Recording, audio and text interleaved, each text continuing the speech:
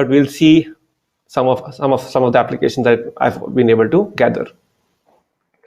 So it tries to answer these questions. Are there an unusual amount of login attempts from a particular IP address?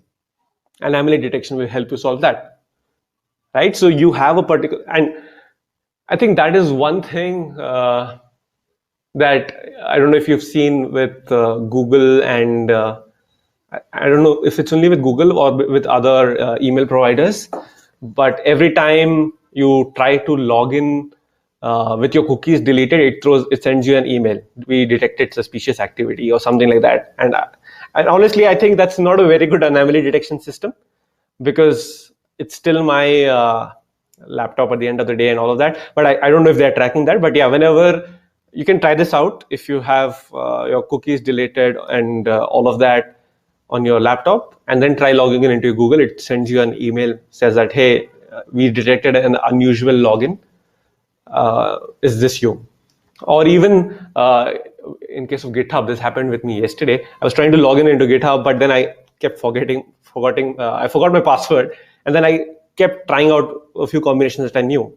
And then this triggered the anti-abuse system of GitHub, which is basically, I think, an anomaly detection system which checks for how many login attempts are being made for a given account at a given time, and then they block access to the account. So again, you can't, you can have rules written for this. You can build a machine learning system that keeps a track of this. But this is an example of anomaly, right? Like usually login, you would just type in your username, password, and log in into the website or whatever application. But then if you're trying to game the system, that might be detected as an anomaly.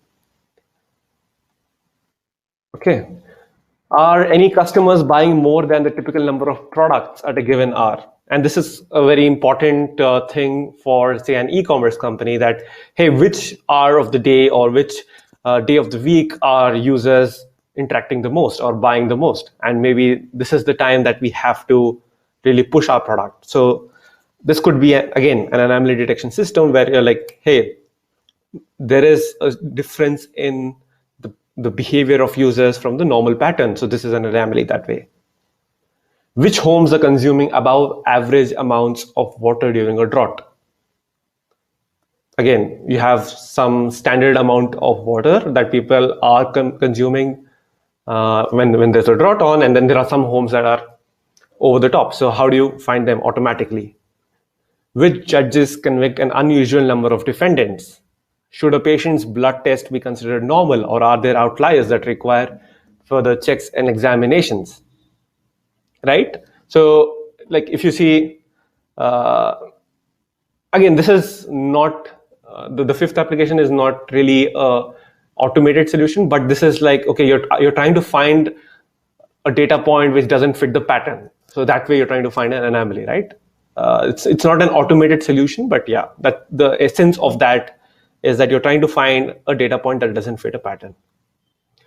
And finally, I mean, everyone's talked about this. Are transactions being done through a credit card or a loan plan or whatever it is that may indicate fraudulent behavior?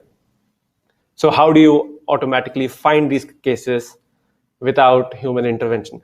One interesting thing that I've noted about this is that if it is not at scale, these things can be done manually, of course, like many things in life. But at scale, this is a problem. And let's say you have streaming data and all of that, then there is no way a human can do all of this.